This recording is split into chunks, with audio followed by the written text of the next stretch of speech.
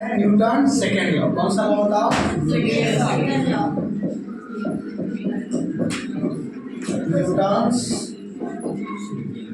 Second law. कौन सा law बताओ? न्यूटन सेकेंड लॉ क्या कहता है इसके बारे में हम बताना चाहते हैं। न्यूटन सेकेंड लॉ ये कहता है कि कोई बॉडी पे आप एक्सटर्नल फोर्स लगाओगे। क्या लगाओगे? उसकी जो मोमेंटम में चेंज आएगी। किसकी चेंज आएगी? मोमेंटम में। Rate of change of momentum of body is directly proportional to external force apply on the body. इसका जो पहला ही स्टेटमेंट है वो क्या है? Rate of change of momentum of the body is directly proportional to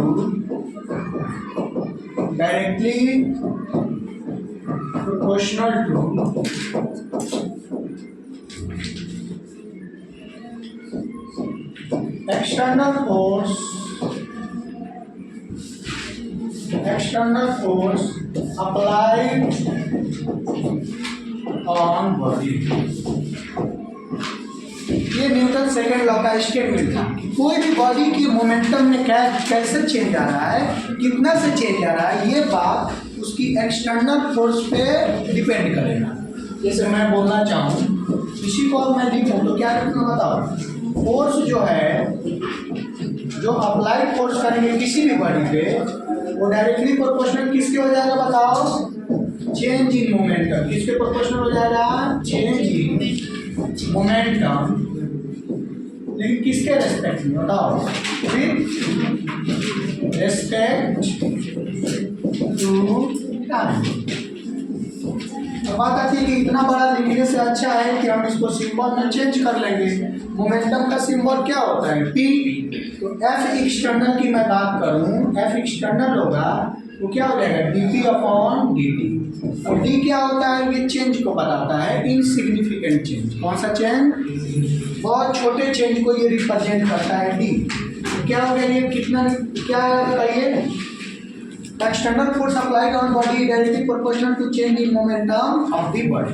अब बताते हैं कि प्रोपोर्शनलिटी जब भी आता है तो हम प्रोपोर्शनलिटी को हटाते हैं, तो उसको हटाएंगे तो कोई ना कोई कांस्टेंट आएगा। तो बताओ यहाँ भी एक कांस्टेंट आएगा। मैंने मान लिया कि कांस्टेंट की जगह पे 1 है, तो क्या हो गया? dp upon dt। ये कहता है आपका न्यूटन सेकेंड लॉ। अब आगे की बात है, आप जानते हैं मोमेंटम का कंसेप्ट हम बता चुके हैं कि मोमेंटम होता क्या है। आप जानते हैं कि मोमेंटम क्या होता है बताइए? आपको पता है मोमेंटम एक वेक्टर क्वांटिटी होता है और इसका डिफिनीशन क्या होता है? Product of mass into velocity of the body. क्या लिख सकते हैं? मास इनटू वेलोसिटी ऑफ बॉडी। इसी को मोमेंटम बोलते हैं। मोमेंटम कैसे चेंज होता है, क्या होता है, क्या नहीं होता है, ये सब कहानी बता दी है। थोड़ा सा यहाँ भी बता देना चाहता हूँ। बात आती है कि चेंज इन मोमेंटम की बात करूँ। किसकी बात करूँ? Change in momentum. क्या हो जाएगा? Final momentum minus initial. अरे गलत बोला कि सही? अब बात आती है कि फाइनल मोमेंटम मतलब क्या होगा बताइए? चेंज इन मोमेंटम यानी मास इनटू कोई भी बॉडी हो। एक एग्जाम्पल ले लेंगे, मान लीजिए कोई भी बॉडी हो, मान लीजिए एम मास की बॉडी है, इसकी वेलोसिटी शुरू में v आ रही थी, इनिशियल वेलोसिटी। चलते चलते इसका वेलोसिटी चेंज हो गया। मान लीजिए वेलोसिटी जो हो गया v फाइनल हो गया, कुछ और वेलोसिटी हो गया। इसके मोमेंटम में क्या चेंज आया, कितना चेंज आया, कैसे निकालेंगे? Final momentum minus initial momentum. Final momentum कितना होगा? मास इनटू वेलोसिटी यानी v final minus mass into initial velocity. अब ये पूरी कहानी पहले पता है। आप जरा ध्यान से देखिए, न्यूटन सेकेंड लॉ का भी स्टेटमेंट यही है। एफ इक्वल टू कितना है? D upon D T. ये पी कौन है? मोमेंटम। कौन है? मोमेंटम है। अगर मैं पी की बात करूँ, पी के जगह पे मैं रखूँ, पी के जगह पे क्या रख सकता हूँ? Force equal to D. P के जगह पे क्या रख सकता हूँ? Mass into velocity. Mass into velocity upon में कितना हो जाएगा? डी। अब जरा गौर से देखिए, यहाँ मास है, यहाँ वेलोसिटी है। आपको पता है वेलोसिटी है वेक्टर क्वांटिटी है, मास है स्केलर क्वांटिटी है। अब दो डिफरेंट फंक्शन एक साथ प्रोडक्ट में, आप याद कीजिए, मैं प्रोडक्ट रूल पढ़ाया था डिफरेंशिएशन। कौन सा रूल? Product rule. उसमें क्या बताया था कि अगर दो डिफरेंट फंक्शन प्रोडक्ट में आ जाए तो दोनों को डिफरेंशिएट करेंगे। क्या करेंगे? डिफरेंशिएट। अब दोनों का नाम रख लेते हैं, बताइए। इसका नाम मैंने फर्स्ट रख दिया, इसका नाम सेकेंड रख दिया। अब प्रोडक्ट रूल याद करो। प्रोडक्ट रूल क्या था? किसी एक को कांस्टेंट छोड़ते थे और दूसरे को डिफरेंशिएट करते थे। पहले मैं फर्स्ट को छोड़ रहा हूँ m और सेकेंड वाले को डिफरेंशिएट कर रहा हूँ, तो dv अपॉन, फिर बीच में आता था प्लस। अब किसी एक को छोड़ो, कि जिसको छोड़े थे उसको डिफरेंशिएट करो और जिसको डिफरेंशिएट किए थे उसको छोड़ो। तो b को डिफरेंशिएट किया था तो b को छोड़ दिया और जिसको छोड़े थे उसको क्या करते हैं? डिफरेंशिएट। यही है न्यूटन का सेकेंड लॉ का जनरल फॉर्म। जनरल फॉर्म कौन सा फॉर्म है बताइए? अब बात आती है कि आप जो बचपन में पढ़े होंगे न्यूटन सेकेंड लॉ, F बराबर m, वो क्या कहता है? सुनिए, यहीं से आएगा। अगर मान लीजिए 90% केस में देखेंगे, 95% केस में जो बॉडी का मास होता है वो कांस्टेंट होता है। क्या होता है? कांस्टेंट। अगर मैं मान लो कि mass of body is constant, body का मास क्या मान लिया मैंने? यानी m को कांस्टेंट मान लिया। चलो ठीक है, जब आप m को कांस्टेंट मान लिए तो जरा ये देखिए फॉर्मूला, कांस्टेंट का डिफरेंशिएशन कितना हो जाता है? तो बोलो ना, कांस्टेंट का डिफरेंशिएशन कितना होता है? 0। तो ये वाला टर्म तो 0 हो जाएगा। तो बताइए फोर्स इक्वल टू क्या आएगा? m dv upon dt plus vm upon dt तो पहले से था। अब vm अपॉन dt, मास को डिफरेंशिएट करना है टाइम के रेस्पेक्ट में, इसका डिफरेंशिएशन कितना हो जाएगा? 0। तो ये टर्म खत्म ही हो जाता। f बराबर क्या निकल जाएगा? m dv upon dt। अब बोलिए ये तो खत्म ही हो गया, 0 हो गया, क्योंकि 0 इंटू v 0 हो जाएगा। m dv upon dt, dv upon dt को हम क्या बोलते हैं? dv अपॉन dt को क्या बोलते हैं? Rate of change of velocity with respect to time. इसको क्या बोलते हैं? एक्सेलरेशन। क्या बोलते हैं? f बराबर क्या आ गया? Mass into acceleration. ये आप पढ़े होंगे बचपन में, याद कीजिए। पढ़े कि नहीं पढ़े? वेक्टर फॉर्म में ऐसे हो गया f बराबर m।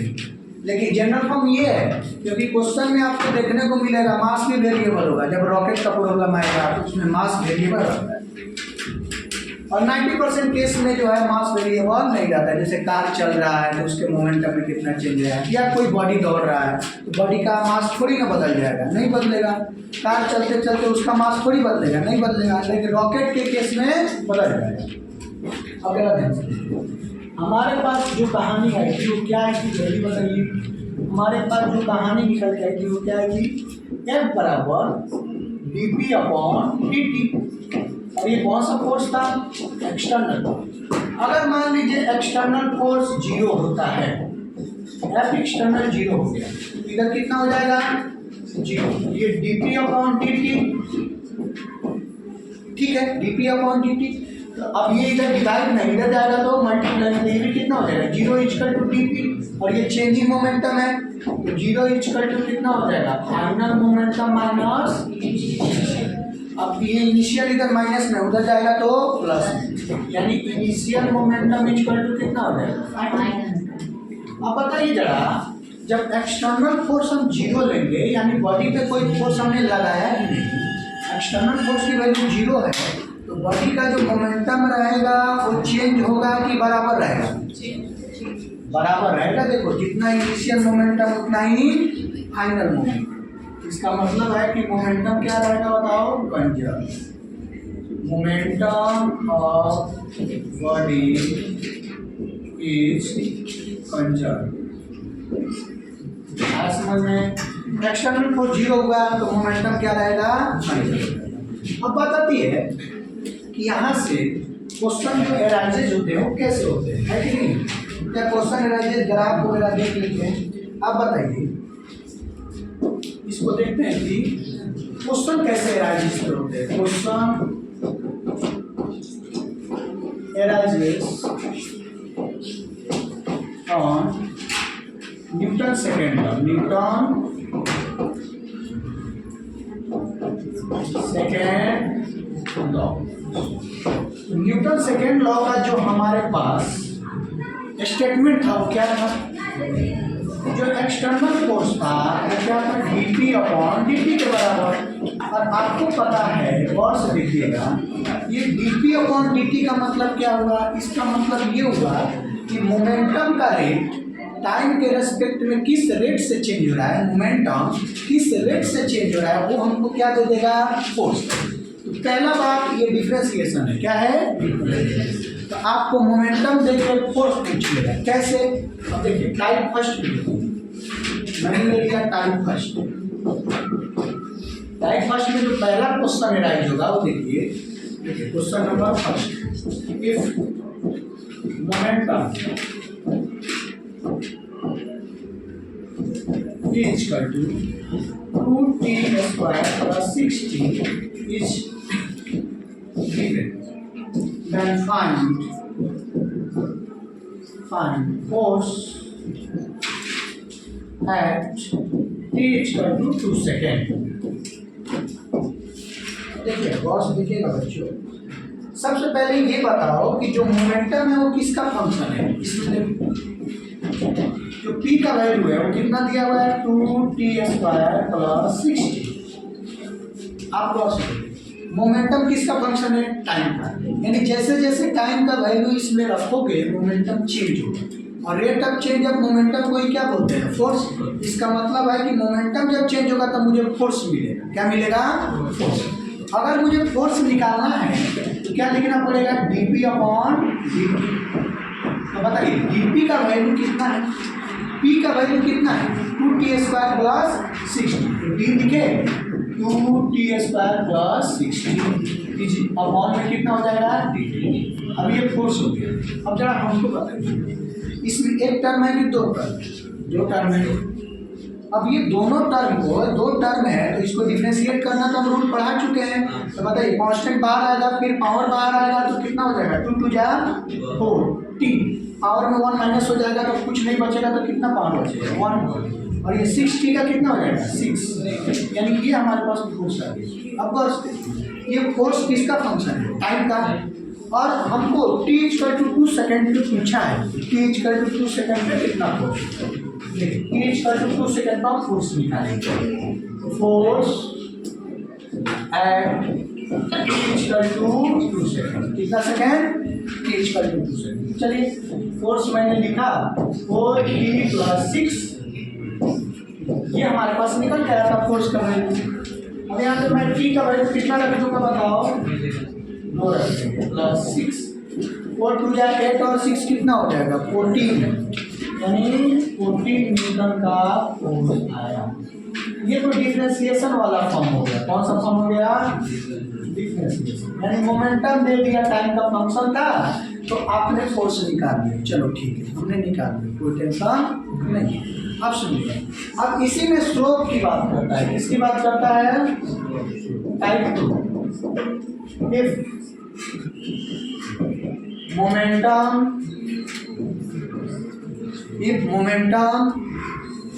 time graph is given। Momentum और टाइम का ग्राफ हमको दे दिया है और हमसे फोर्स पूछ लेगा। क्या पूछ लेगा? बताइए हमारे पास जो ग्राफ दिया है, इधर टाइम है इस एक्सिस पे और वाई एक्सिस पे कौन हो गया? मोमेंटम। और ग्राफ देखो ऐसा ग्राफ। अब ये ग्राफ इसमें लेवल बढ़ाना है तो ग्राफ वेरिएबल भी हो सकता है। इस ग्राफ को देखोगे ना तो स्लोप कांस्टेंट आएगा, हर जगह थीटा की वैल्यू सेम आएगी। कैसे आएगी सब बता रहा हूँ, देखो ये सब पहले ही बता चुके हैं हम, क्योंकि तुम लोगों को तो रिवीजन हो रहा है ना। अरे रिवीजन हो रहा है कि नहीं हो रहा है? पहले तो पढ़ चुके हो ना। गलत बोला कि सही? सही। अगर मैं बात करूँ, देखो जैसे जैसे आप फिगर बढ़ेंगे टाइम के अक्रॉस, मान लो मैं यहाँ खड़ा था 1 सेकेंड पे, तो मोमेंटम की वैल्यू यहाँ है। मान लीजिए मोमेंटम कितना हो गया? Momentum mass into velocity kg metre पर सेकेंड। मान लीजिए 2 मीटर। आगे बढ़े तो फिर देखिए यहाँ मान लीजिए 4 मिल गया, फिर 2 मिल गया। ऐसे जैसे जैसे टाइम बढ़ता जा रहा है मोमेंटम की वैल्यू अलग अलग मिल रही है। इसका मतलब है कि मोमेंटम टाइम का फंक्शन है। अरे है कि नहीं है? क्योंकि समय का तो फंक्शन हर एक चीज़ होता है। तो यहाँ भी गौर से देखिए, अलग अलग समय पे अलग अलग मोमेंटम आ रहा है। तो मोमेंटम किसका फंक्शन हो गया? टाइम का फंक्शन हो गया। किसका फंक्शन हो गया? टाइम का फंक्शन हो गया। अब जरा गौर से देखिए, अगर हमसे पूछा है इसका मोमेंटम का वैल्यू बताइए 2 सेकंड में। कितने सेकंड में? 2 सेकंड में। हम क्या लिखेंगे बताइए? अब बात आती है कि भैया जैसे जैसे एक्स एक्सिस में चलेंगे तो इधर क्या मिलेगा हमको? चेंज इन टाइम मिलेगा। और जैसे जैसे वाई एक्सिस में चलेंगे तो क्या मिलेगा? चेंज इन मोमेंटम मिलेगा। अरे गलत बोला कि सही? अगर मैं इस एंगल को थीटा बोल दूँ, इस एंगल को क्या बोल दिया? और इस एंगल को क्या बोल दिया? थीटा। तो आप बताइए, ऐसा कुछ ट्रिगोनोमेट्री रेशियो लीजिए ताकि इस, तो गौर से देखिए, वाई एक्सिस पे कौन मिल रहा है? Change in momentum. एक्स पे कौन मिल रहा है? Change in time. अगर इस ट्रिगोनोमेट्री को, तो दिक्कत है, ट्रिगोनोमेट्री को मैं बाहर निकालूँ, इस ट्रायंगल को मैं बाहर निकालूँ तो ये थीटा हो गया, ये चेंज इन टाइम हो गया। क्या हुआ है? वो आने दो। ये कुछ लिखा है क्या उसपे? नहीं नहीं नहीं नहीं। चलो ठीक है, कट गया ना? इधर ठीक है कि मैं बात को सुनो, ऐसा कुछ इसमें लगाना है ट्रिगोनोमेट्री ताकि उस फॉर्म में आ जाए dp अपॉन dt। आप जरा गौर से देखिए, मैं इसमें लिख रहा हूँ tan थीटा। tan थीटा क्या होता है जल्दी बताइए? ये देखिए राइट एंगल ट्रायंगल बन रहा है, परपेंडिकुलर अपॉन बेस। तो परपेंडिकुलर में कौन है? Delta T. बेस में कौन है? Delta T. अरे गलत बोला कि सही बोला? तो क्या ये चेंज इन मोमेंटम नहीं है ऊपर वाला? और ये चेंज इन टाइम नहीं है? और इसी को मैंने क्या बोला था? फोर्स बोला था कि नहीं बोला था? इसका मतलब हुआ कि मोमेंटम टाइम का ग्राफ, और इसी का नाम स्लोप बोलते हैं। क्या बोलते हैं? tan थीटा को ही स्लोप बोलते हैं। इसका मतलब हुआ कि मोमेंटम टाइम ग्राफ का स्लोप हमको फोर्स दे रहा है। क्या दे रहा है? अब ये चेंज का बात आती है, फोर्स इक्वल टू मैंने लिख दिया tan थीटा, और चेंज क्या होता है? फाइनल माइनस तो फाइनल देखिए, फाइनल मोमेंटम कितना है? 4। 2 सेकंड में मुझे निकालना है। अब क्वेश्चन में 4 दे सकता है, 8 दे सकता है, कुछ भी दे सकता है। तो ये 2 सेकंड में 4 यहाँ आया था मोमेंटम, और नीचे ये 0,0 से स्टार्ट हुआ है। तो बताइए delta P upon delta T, इसको लिख सकता हूँ 4 - 0 अपॉन 2 - 0। 4 अपॉन 2 कट के कितना आ गया? कितना डिफरेंट आ गया? और ये ग्राफ में जो है ना, कहीं भी आप स्लोप लोगे तो आप स्लोप की कहानी मैं ग्राफ में बता चुका हूँ। स्लोप कैसे लेते हैं, थीटा कहाँ से लेते हैं, एक्स एक्सिस से कितना लेते हैं। अरे समझ आया कि नहीं यार? वो भी एंटी क्लॉकवाइज में मैंने मेजर किया था। अरे समझ आ रहा है ना? एंटी क्लॉकवाइज में मेजर किया, थीटा एंगल ये लिया। अब कहीं भी आप लोग, और हॉरिजॉन्टल लाइन से हम लेते थे एंगल, जैसे मान लो यहीं पे स्लोप निकालना है, तो ये एंगल और ये एंगल θ1 और θ2 दोनों बराबर होंगे। क्योंकि हॉरिजॉन्टल लाइन से देखोगे ना, तो ये ग्राफ जो है जो जा रहा है ना, एक स्ट्रेट लाइन है। कैसा है? लीनियर ग्राफ है, लीनियर। और समझ रहे हो ना? और लीनियर ग्राफ, इसका स्लोप कांस्टेंट आता है। हर एक समय का देखोगे तो यही निकल के आएगा। जो कितना न्यूटन का फोर्स, जो ये फोर्स जो निकल के आ रहा है ना, ये कांस्टेंट फोर्स है। कैसा फोर्स है? तो ये 2 टाइप का हुआ। तीसरा टाइप क्या हो सकता है? आपको मैंने बताया था कि डिफ्रेंशिएशन से जो रिजल्ट आता है, क्या बोला था? डिफ्रेंशिएशन करने के बाद जो रिजल्ट आता है उसको वापस इंटीग्रेट करोगे तो क्या बन जाएगा? क्वेश्चन बन जाएगा। क्या बन जाएगा? क्वेश्चन। जैसे मैं बोला कि y = 2x² को डिफ्रेंशिएट करो, dy/dx, तो ये कितना हो जाएगा? 4x। अब ये 4x जो आंसर आया है ना, इसको इंटीग्रेट करोगे ना, क्या करोगे? तो ये क्वेश्चन बन जाएगा। यानी डिफ्रेंशिएशन और इंटीग्रेशन क्या है बताओ? वाइस वर्सा है कि नहीं है? अरे है ना? अब बताइए कि मोमेंटम को डिफ्रेंशिएट करने से फोर्स आ रहा था, तो फोर्स को इंटीग्रेट करेंगे तो क्या आएगा? अरे क्या आएगा? मोमेंटम को डिफ्रेंशिएट किए थे तो क्या आया था? फोर्स। फोर्स को इंटीग्रेट करेंगे तो क्या आएगा? मोमेंटम आएगा कि चेंज इन मोमेंटम आएगा? देखो, मोमेंटम और चेंज इन मोमेंटम में बहुत फर्क है। क्या है? तो ये टाइप फर्स्ट था, ये टाइप क्या था? अब टाइप थर्ड पे चलते हैं। कौन से चलते हैं? टाइप थर्ड से। इसमें जेई ने भी बहुत सारा सवाल पूछा है और नीट लेवल तो यही होता है। नीट लेवल ज़्यादा वो वेरिएबल ग्राफ भी नहीं देता है नीट लेवल। अब बताइए, आप टाइप थर्ड में हम बात करेंगे कि फोर्स को अगर टाइम के रेस्पेक्ट में इंटीग्रेट करूँ, क्या करूँ? तो हमको मोमेंटम मिलेगा कि चेंजिंग मोमेंटम? मैं लिख सकता हूँ इंटीग्रेशन ऑफ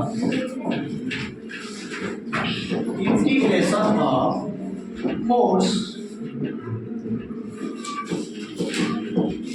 टाइम गिव्स, बोलो, गिव्स चेंज इन मोमेंटम। क्या देता है? बोलो भैया, चेंज इन मोमेंटम। कैसे? देखो मैं भी बोला था, फोर्स इज इक्वल टू क्या होता था? dt upon dt। बताइए F इंटू dt लिखेंगे इज इक्वल टू कितना हो जाएगा? dp। गलत बोला कि सही? अगर मैं इसको इंटीग्रेट कर दूं तो फोर्स को टाइम के रेस्पेक्ट में इंटीग्रेट करेंगे तो क्या मिलेगा? Change in momentum. Priya Suryavanshi कौन है? कौन? जाओ, ये कौन है? तुम्हारी बहन है क्या? छोटी बहन है? Very good. इसी के जैसा दिख रही थी तो मुझे लगा इसी की बहन है। वो बहुत इंटेलिजेंट है।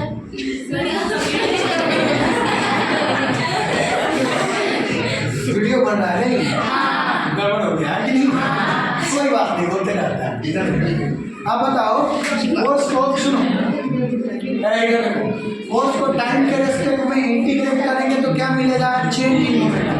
मोमेंटम मिलेगा कि change in momentum?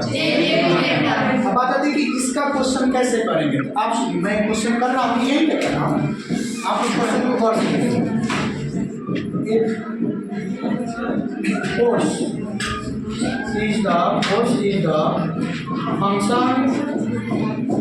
Force is the function of time। Force किसका फंक्शन है? फोर्स जो दे दिया वो आपको दे दिया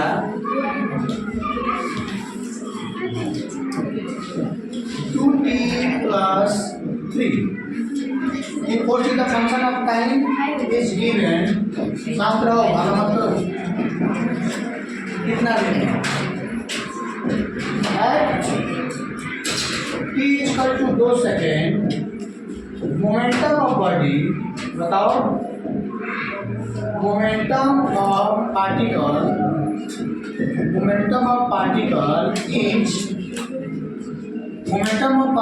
मान लो 6 kg/s। Then find final momentum. कौन सा momentum? Final momentum of the body at t = 4 second. कितना सेकेंड? इस क्वेश्चन को गौर से देखो। ये जेईई मेंस का बहुत सारे क्वेश्चन इस टाइप के हैं, है ना? आप जरा गौर से देखिएगा। फोर्स किसका फंक्शन है? टाइम। किसका फंक्शन है? और इसने बोला है t = 2 सेकेंड पे जो पार्टिकल का मोमेंटम है वो कितना है? 6 kg/s। तो आपसे पूछा है कि कितने सेकंड पे? 4 सेकंड पे बताना है कि उसका मोमेंटम क्या है। तब ये उल्टा पूछ लिया। क्या पूछ लिया? अब अपनी बात जो है ना, फोर्स देख के आपसे मोमेंटम पूछ लिया। पहले क्या दिया था टाइप फर्स्ट में? मोमेंटम देख के क्या पूछा था? फोर्स। यहाँ दिया है फोर्स देख के मोमेंटम पूछ लिया। क्या पूछ लिया? अब सुनिए, इसको थोड़ा छोटा कर लेता हूँ, देखो बढ़ जाएगा। अब गौर से देखिए, जो दिया है उसको लिख लेते हैं, गिवन जो है उसको लिख लीजिए। गिवन कितना है बताइए? Force is equal to 2t + 3। गलत बोला कि सही? अब आप जानते हैं आपको मोमेंटम चाहिए, फोर्स से मोमेंटम चाहिए। तो मैंने अभी बढ़ाया कि फोर्स अगर टाइम का फंक्शन है तो उसको इंटीग्रेट करेंगे टाइम के रेस्पेक्ट में तो क्या मिलेगा? चेंज इन। गलत बोला कि सही? अब इंटीग्रेशन आना चाहिए। क्या आना चाहिए? देखो जेईई वाले तो इंटीग्रेशन बहुत अच्छे से पढ़ते हैं, नीट वाले इंटीग्रेशन थोड़ा कम पढ़ते हैं, लेकिन जितना फिजिक्स में रिक्वायरमेंट है वो मैं बेसिक में पढ़ा चुका हूँ, मैं बता चुका हूँ ना। अब सुनो, अब यहाँ फोर्स की वैल्यू बताइए। फोर्स की वैल्यू में कितना रखूँगा? 2t प्लस 3 इंटू में कौन है? 3t। ये इंटीग्रेशन का सिंबल है, याद है ना? इक्वल टू कितना हो गया? अब बच्चों इंटीग्रेशन आना चाहिए। इसमें एक टर्म है कि दो टर्म है? एक टर्म है कि दो? दोनों को क्या कर दें? अलग अलग। डायरेक्ट इंटीग्रेशन करें क्योंकि आपको रिवीजन चल रहा है तो आपको आना चाहिए। बताइए 2 कहाँ आ जाएगा? पावर में 1 क्या करते हैं? जोड़ते हैं। इंटीग्रेशन में जोड़ते हैं या कुछ नहीं है, पावर तो कितना है? 1 में 1 जोड़ करके कितना हो जाएगा? अपॉन में कितना हो जाएगा? और उसी पावर से डिवाइड करते हैं। बीच में कौन है? 3 कांस्टेंट है, कहाँ आ जाएगा? बाहर। अरे क्या हो जाएगा? और कुछ नहीं है कांस्टेंट, तो t की पावर 0 लिख सकते हैं। अरे बोलो ना, किसी की पावर 0 वैल्यू कितना होता है? 1। गलत बोला कि सही? 3 बाहर आ जाएगा और t की पावर यहाँ कितना लिख सकते हैं? बताओ। 0 तो उसका वैल्यू कितना हो जाएगा? 1। अरे होगा कि नहीं होगा? अब बात आती है कि भैया मोमेंटम टाइम कहाँ से कहाँ जाना है? नीचे लोअर लिमिट क्या होता था? इनिशियल टाइम कितना है? 2 सेकंड। और फाइनल टाइम कहाँ जाना है? गलत बोला कि सही? और ये क्या हो जाएगा? t। गलत बोला कि सही? यहाँ पे कितना आ जाएगा बताइए? 2 से 4। और ये छोटा छोटा डीपी जोड़ते जोड़ते क्या हो जाएगा? बड़ा डीपी। तो क्या मैं इसको डेल्टा पी लिख दूँ और पी इनिशियल से अपर लिमिट माइनस ये काम करते हैं ना, इसको तो पहले काट ही देते हैं, एक स्टेप मैंने उड़ा दिया, समझ गया ना? अब बताइए अपर लिमिट कितना रखोगे? टी की जगह तो कितना रखोगे? 4 का स्क्वायर माइनस लोअर लिमिट कितना रखोगे? अरे गलत बोला कि सही? प्लस 3 अपर लिमिट कितना है? 4 माइनस 2। ये बताइए final momentum minus initial momentum की वैल्यू दिया हुआ है।